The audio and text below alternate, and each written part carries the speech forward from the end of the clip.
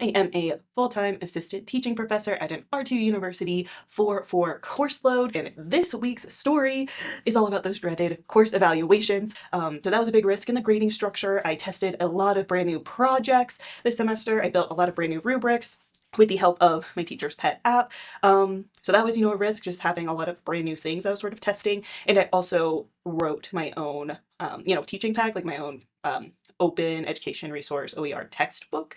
And so that was also a risk. Just yes, I am extremely happy. My instructor score, so my institution does it, is a 1 to 7 scale, 7 being the highest or like strongly agree, 1 being lowest, strongly disagree on any particular metric. We have like 12 questions. Half of them are about the class. The other, not quite half, are about the instructor.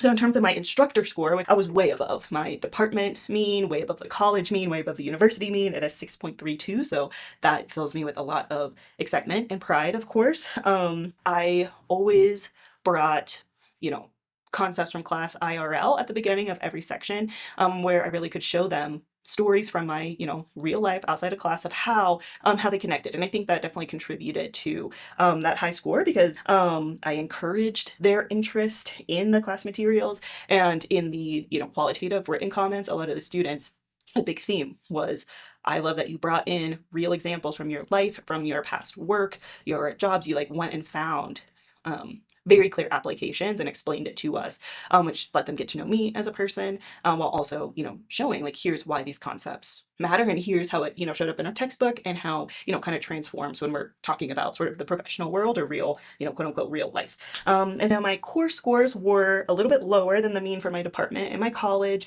but they were higher than the university average. So, it's just kind of yeah, it was fine. I had a 5.97. So this semester, right, I kind of built it also from this learning outcome around systems thinking, which is agency and taking ownership and actually, making decisions because there are true choices for them. And so I can understand why the scores were a little bit lower, because I'm making them kind of think a little bit harder than when it's just, here's a list of assignments and you do all of them. You just do what's in front of you.